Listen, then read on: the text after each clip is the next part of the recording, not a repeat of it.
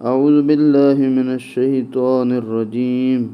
بسم اللہ الرحمن الرحیم قال قد اجیبت دعوتکما فاستقیما ولا تتبعان سبیل الذین لا یعلمون وجاوزنا ببنی اسرائیل البحر فأتبعهم فرعون وجنوده بغيا وعدوا حتى إذا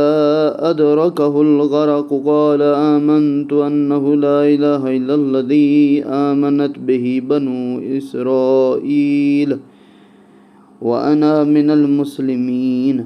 الآن وقد عصيت قبل وكنت من المفسدين فاليوم ننجيك ببدنك لتكون لمن خلفك آية وَإِنَّ كَثِيرًا مِنَ النَّاسِ عَنْ آيَاتِنَا لَغَافِلُونَ وَلَقَدْ بَوَّأْنَا بَنِي إِسْرَائِيلَ مُبَوَّأَ صِدْقٍ وَرَزَقْنَاهُمْ مِنَ الطَّيِّبَاتِ فَمَا اخْتَلَفُوا حَتَّى جَاءَهُمُ الْعِلْمُ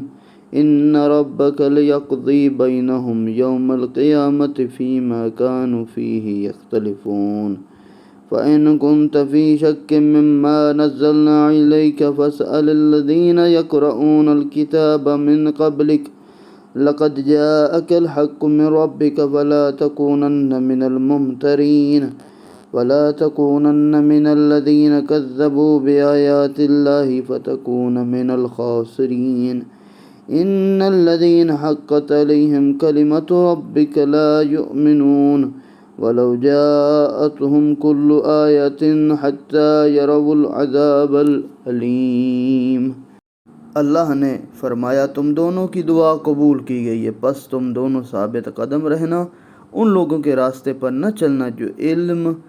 نہیں رکھتے۔ اور پھر فرمایا ہم نے بنی اسرائیل کو سمندر سے گزار دیا تو فرعون اور اس کے لشکر نے سرکشی اور زیادتی کرتے ہوئے ان کا تعاقب کیا، پیچھا کیا، یہاں تک کہ جب فرعون غرق ہونے لگا تو کہنے لگا میں ایمان لے آیا اس ذات کے سوا کوئی معبود نہیں ہے۔ یہ دعا بد اس وقت کی گئی ہے جب ہر قسم کی دلائل معجزات دکھانے کے باوجود وہ اپنے کفر پر اڑے رہے، لیکن جب یہ دعا بالکل اسی طریقے پر ہے کہ خود اللہ تعالیٰ اختیار فرماتا ہے کہ حجت پوری ہونے کے بعد کفر پر جمے رہیں تو انہیں حال پر چھوڑ دیا جاتا ہے۔ کافی میں حضرت امام جعفر صادق علیہ السلام سے مروی ہے کہ فرعون اس دعا کے بعد 40 سال تک زندہ رہا۔ اور فرعون دیکھیے جب انسان گناہ پہ گناہ کرتا رہے اور جب اس پر موت طاری ہو جائے، اس کے آنکھوں کے سامنے سے پردے ہٹ جائیں، اگر اس وقت وہ توبہ کرتا ہے اور اللہ کی بارگاہ میں معافی مانگتا ہے یا مسلمان ہوتا ہے یا مومن ہونا چاہتا ہے، نہیں، پھر اس وقت سب کچھ کا دروازہ بند ہو جاتا ہے، توبہ کا دروازہ بند ہو جاتا ہے۔ پھر انسان کا جو لکھا گیا ہے اس کے اوپر ہے، چاہے وہ جہنم کی صورت میں ہو یا جنت کی صورت میں، اسے مل گا نہیں۔ جس پر بنی اسرائیل ایمان لائے اور میں مسلمانوں میں سے ہو گیا، کہا نہیں اب نہیں ہو سکتا، تو مسلمانوں میں سے نہیں ہو سکتا۔ جب اس وقت اس نے دعا کی تو جواب ملا، اب ایمان لاتا ہے، جب تو پہلے تو نافرمانی کرتا رہا، فسادیوں میں سے تھا، بس آج ہم تیری لاش کو بچائیں گے تاکہ تو بعد میں آنے والوں کے لیے عبرت کی نشانی بنے۔ اگرچہ بہت سارے لوگ ہماری نشانیوں سے غافل ہیں، آج بھی فرعون کی لاش محفوظ ہے، جس کو علماء نے، تاریخ والوں نے لکھا ہے کہ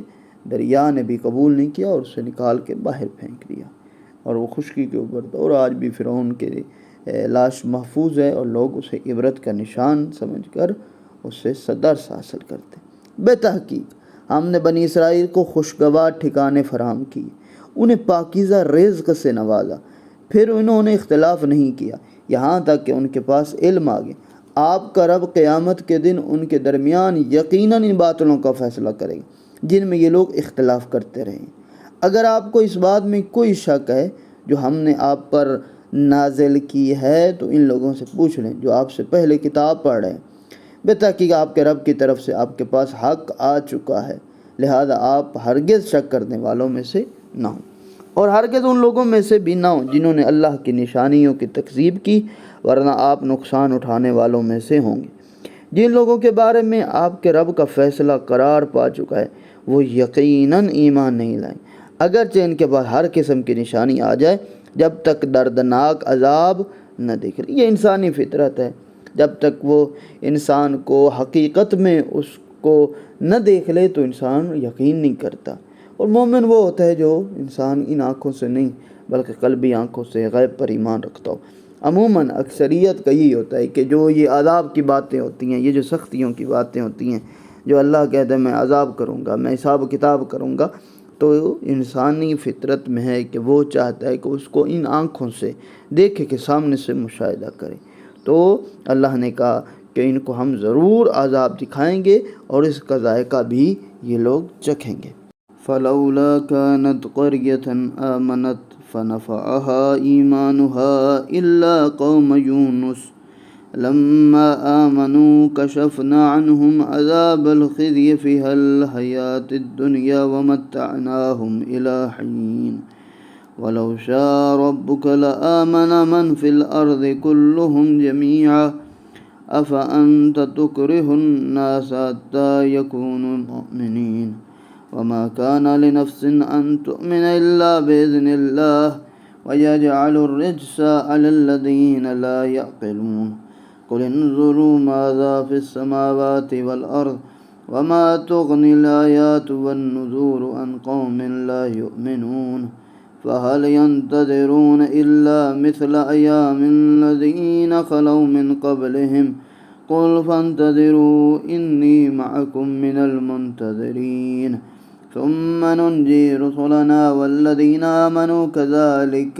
حقا علينا ننجي المؤمنين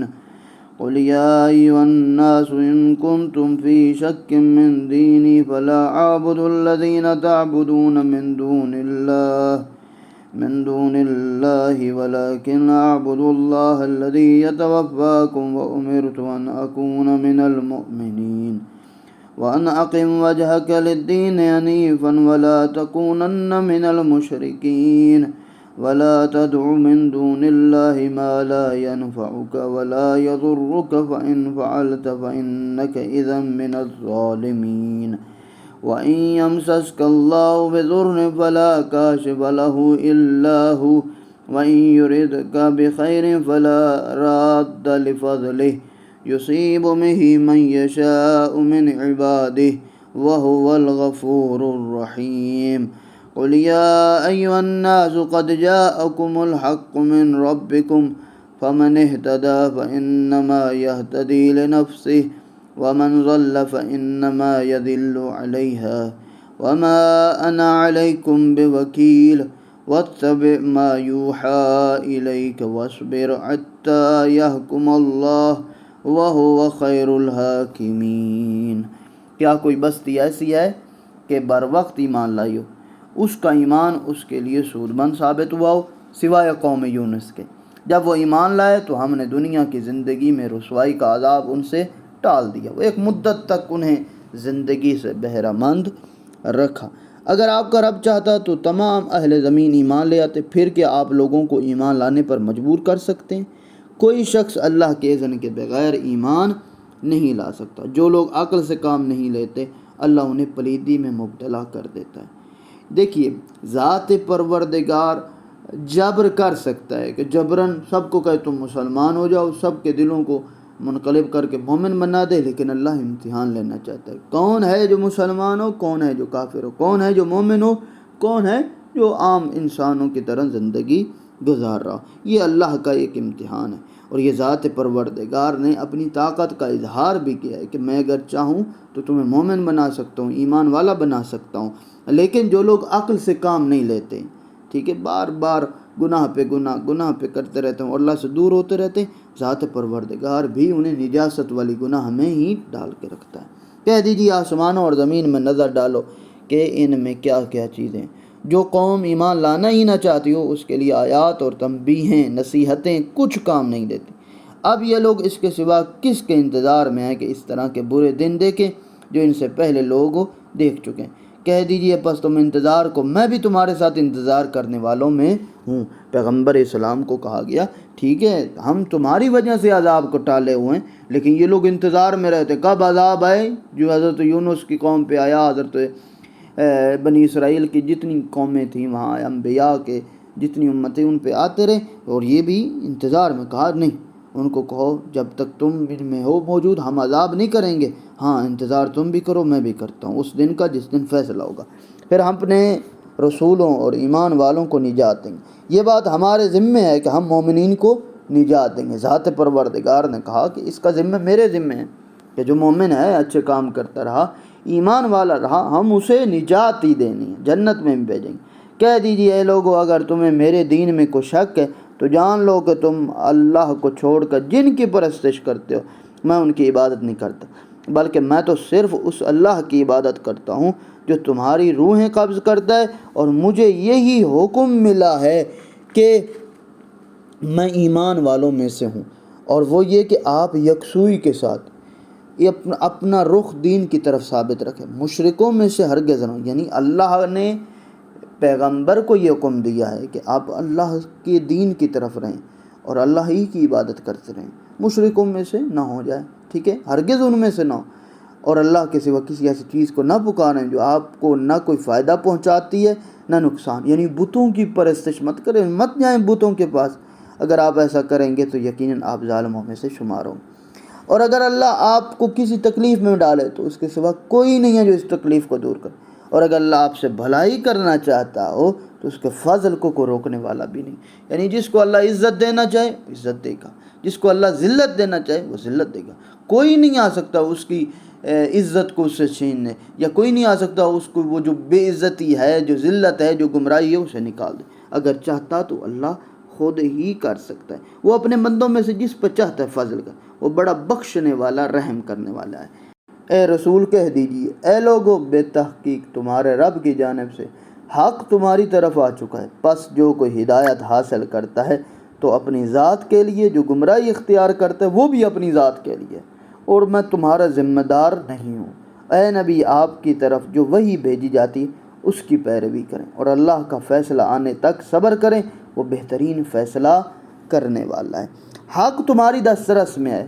اب خود تمہاری اپنی ذمہ داری ہے کہ حق کی طرف جاؤ یا گمراہی کی طرف جاؤ۔ خدا کی ذات کے لیے کوئی فرق نہیں پڑتا کہ تم جہاں مرضی رہو، لیکن اللہ جس کو ہدایت دیتا ہے وہ ہدایت حاصل کر لیتا ہے، اور انسانوں کو اختیار حاصل ہے جو کچھ وہ کرے، کسی کو اعتنا کیے بغیر صرف وہی کی پیروی کرو، اللہ کی طرف سے جو رہنمائی آتی ہے اس پر عمل کرتے رہیے، اس راہ میں پیش آنے والی مشکلات کا مقابلہ صبر سے کریں، ایک دن آنے والا ہے کہ اللہ اپنا فیصلہ صادر فرمائے گا، اس دن حق کا بول بالا ہوگا اور باطل مٹ چکا ہوگا۔